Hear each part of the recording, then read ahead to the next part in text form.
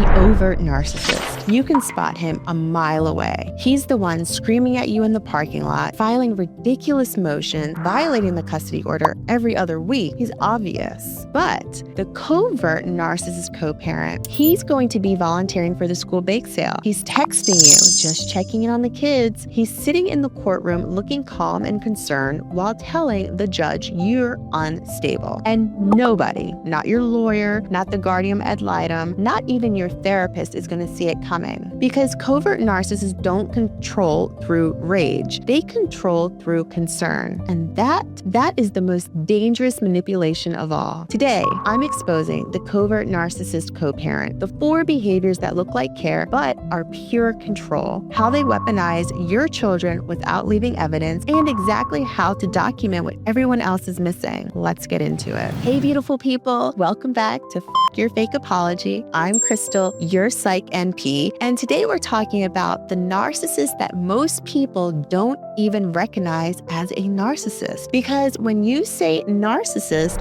most people picture loud, grandiose, rage-filled person who makes everything about them. That's the overt narcissist. But the covert narcissist, he's quiet, he's worried, he plays victim so convincingly that people think you're the problem. And in custody battles, he's the most dangerous one. Because while you're trying to prove abuse to a system that doesn't understand covert manipulation, he's showing up to every parent-teacher conference, documenting your every move and framing himself as the stable, concerned parent, just trying to protect the children. I've watched this play out too many times. Smart, aware women losing custody, not because they're bad mothers, but because their ex knows how to perform concern better than they know how to prove manipulation. So today, we're pulling back the curtain on exactly how covert narcissists operate in co-parenting and how to expose what everyone else is missing. Because once you see the pattern, you cannot unsee it. All right, let's start by understanding what we're actually dealing with. Because if you don't know the difference between overt and covert narcissism, you'll waste years trying to prove something nobody else can see. So the overt narcissist we know is going to be loud, rage, yelling, obvious control, makes threats, violates orders openly. It's the my way or the highway energy, easy to document because the abuse is visible. The covert narcissist is quiet, plays the victim, never the villain, uses concern as the weapon, passive, aggressive, subtle, manipulative, nearly impossible to prove because it looks like care. Here's what this looks like in, a co-parenting dynamic. The overt narcissist, okay? You're a terrible mother. I'm taking the kids from you. But a covert narcissist, I'm really worried about the kids when they're with you. I'm not saying you're doing anything wrong, but I've noticed they seem anxious lately. I'm here if you need support. Do you see the difference? The first one is obvious abuse. The second one sounds like a concerned co-parent, and that's exactly the point. From a clinical perspective, covert narcissists have the same core traits as overt ones: lack of empathy, need for control, inability to take accountability, and the exploitation of others, but they present differently. They don't have the grandiose, inflated ego. Instead, they have a fragile, wounded ego that they protect through victim narratives. And here's what makes them so dangerous in family court. They've studied what good co-parenting looks like, just like they've studied other types of relationships. They know the language, they know the optic, they know how to appear reasonable. So when you set a boundary, say, please don't text me 15 times in a day about non-emergencies, they're most likely going to respond with, I'm just trying to be involved in my children's lives. I didn't realize, caring about them was such a problem. I guess I'll just back off completely since that's what you want. Victim, martyr, wounded parent. And to the court, to the guardian ad litem, to your family, you look like the difficult one. That's why he's harder to expose, because the manipulation is hidden inside what looks like care. And unless you know what to look for, you'll gaslight yourself into thinking maybe you are being unreasonable. You're not. You're dealing with weaponized concern. All right, so here's where we're going to have to get a little tactical. I'm going to give you 4 behaviors that covert narcissist co-parents use that look like involved parenting but are actually control and surveillance. Pay attention because this is how they operate. So the first behavior is going to be excessive check-ins. He's going to text you constantly, just checking in on the kids. How's bedtime going? Did they eat dinner? I know it's your time, but I just missed them. To an outsider, involved dad. To you, boundary violation and surveillance. Because here's the thing, he's not checking in because he cares. He's checking in to maintain access and control. When you don't respond immediately, he escalates, right? I guess you're too busy to update me on my own children. Or he's going to document it, right? Mom refuses to communicate about the children's well-being. So from a psychological standpoint, this is called enmeshment disguised as involvement. He's training you to believe you need his input during your parenting time. And when you try to set a boundary, I'll update you on emergencies, but daily check-ins aren't necessary, he's going to play wounded by saying, I'm just trying to be a good father. I can't believe you'd keep me from my kids like this. And that's the trap. Second behavior is going to be over-involvement in minor decisions. Every single thing becomes a discussion.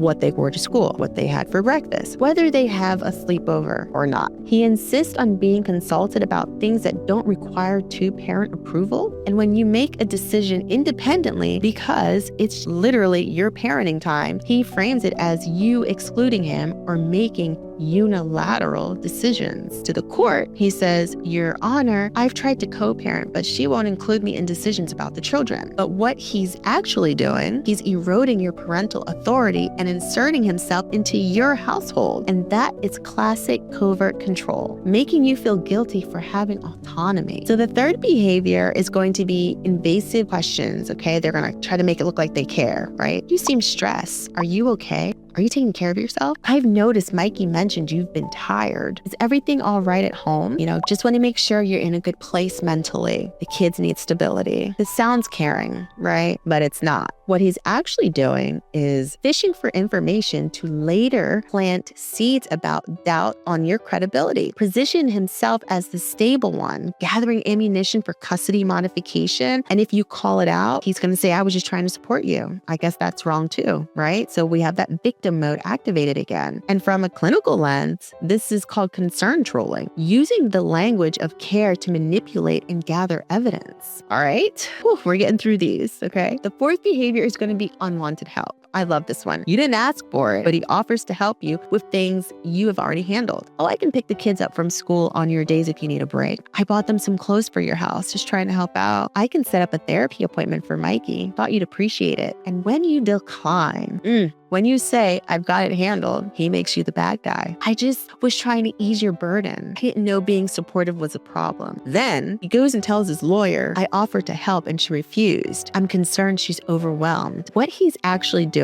is testing your boundaries and creating a narrative that you're struggling. Because if he can help you, he can later claim you needed his help and therefore can't handle the kids alone. This is strategic undermining, disguised, dressed up, whatever, as him trying to have some support for you. And here's the pattern. Every single one of these behaviors has plausible deniability. He can point to any individual message and say, I was just being a good parent. But when you look at the pattern, the consistent check-ins, the over-involvement, the invasive questions, the unwanted help, you see the control. And that's what you have to document, not the individual text, the pattern. Now let's talk about the most insidious part. How covert narcissists use your children against you without leaving any evidence. Overt narcissists badmouth you directly. Your mom is crazy, but a covert narcissist, they're way more subtle. Here's how they do it. Playing the wounded parent around the kids. He's gonna sigh, he looks sad, says things like, I miss you guys so much when you're at your mom. I wish I got, to see you more. Or it's hard being away from you. He's not telling them you're keeping them away, but he's planting that feeling. The kids absorb it. They start feeling guilty for being happy at your house. And when they mention it to him,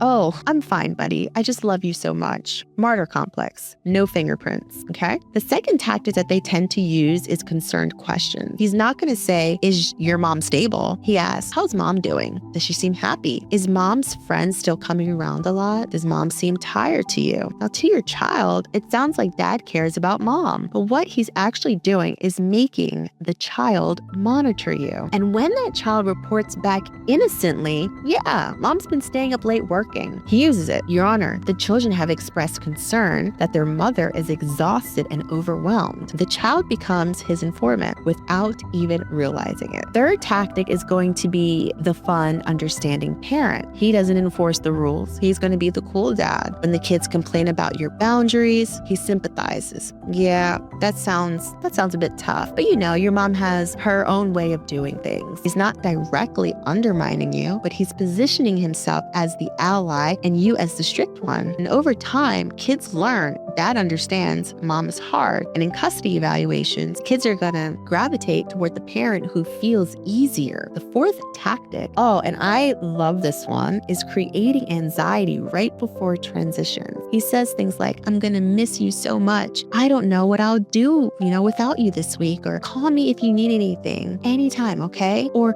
take the kid to Target and buy LOL dolls or figurines. The subtext, you might not be safe at mom's house, right? But I'm here if you need rescuing. So the child goes into your week anxious, on edge, feeling like they need to check in with dad constantly. And then he documents, the children seem anxious during mom's custody time. They call me frequently seeking reassurance or, crying at the exchange or, whatever. He creates anxiety and then uses it as evidence against you. Here's what makes this dangerous. None of those tactics look like parental alienation. He's not bad-mouthing you. He's not violating orders. He's just being a concerned, loving dad. But the cumulative effect is that your children feel guilty at your house. They monitor your well-being, see him as the safe parent, and develop anxiety around transitions. And you can't point to a single thing he said because it's all about what he implied. That's covert manipulation, and it's devastatingly effective. All right, so if covert narcissists operate through plausible deniability, how do you expose them? You document the pattern, not the individual incident, okay? Because here's the truth, right? One checking in text looks reasonable. 47 in a week looks like harassment. And here's your documentation system. You're gonna need to create a frequency log. Don't just save messages, count them. Track how many texts per day. How many are actually logistical versus concern? How many require a response versus just surveillance? An example log would be the week of March 10th through 16th. 52 messages received. 48 were check-ins, non-emergency questions. 4 were actual logistics. The pattern tells the story. Second thing, you're going to document his response to boundaries every time you set a reasonable boundary. Screenshot his response. Example, please limit communications to logistics and emergencies. I'm just trying to be involved in my children's lives. I guess I'm not allowed to care about them anymore. Do this 10 times. Now you have a pattern of victim responses to reasonable requests. Third thing, track the gap between words and actions. If he says, I'm just worried about the kid's well-being, his actions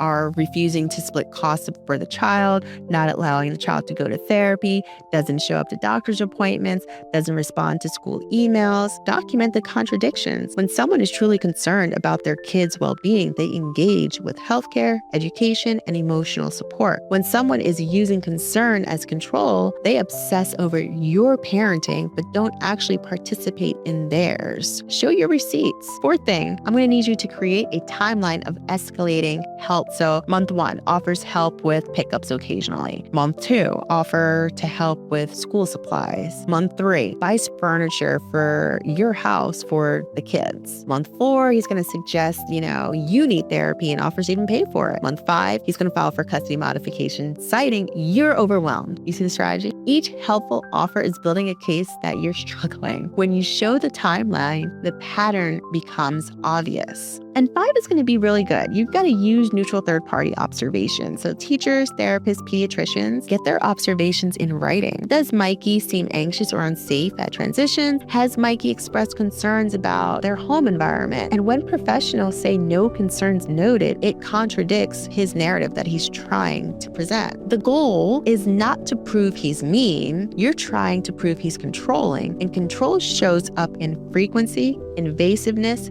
victim responses to boundaries, and gaps between words and action. Patterns over time, one text looks like care, a pattern looks like surveillance. And that's what the court needs to see. Whew, that was a lot. So let's bring this all home. The covert narcissist co-parent is the most dangerous one, not because he's the most abusive, but because he's the hardest to expose. He doesn't rage, he worries. He doesn't threaten, he offers help. He doesn't badmouth you, he just plants seeds. And to everyone watching, the judge, the gal, your family, he looks like the reasonable one. But here's what I need you to remember. Covert control is still control, it's just quieter. Concern without boundaries is surveillance. Help you didn't ask for is often a setup. The pattern exposes what individual incidents hide. Documentation is going to be your defense against plausible deniability. So if you're dealing with the co-parent who everyone thinks is such a great dad, you're drowning in his concern. You're not crazy. You're seeing what everyone else is missing. And the more you document the pattern, the harder it becomes for him to hide behind plausible deniability. Because covert narcissists count on you not seeing the forest for the trees. So document the whole damn forest. If this resonated, drop a comment and let me know if you dealt with the concerned co-parent. Share this with someone who needs to see it. I'm Crystal, your Psych NP, and this is your fake apology. You're not broken, sis. You're just dealing with the manipulator everyone else can't see, but you see him, and that's your power. Take care.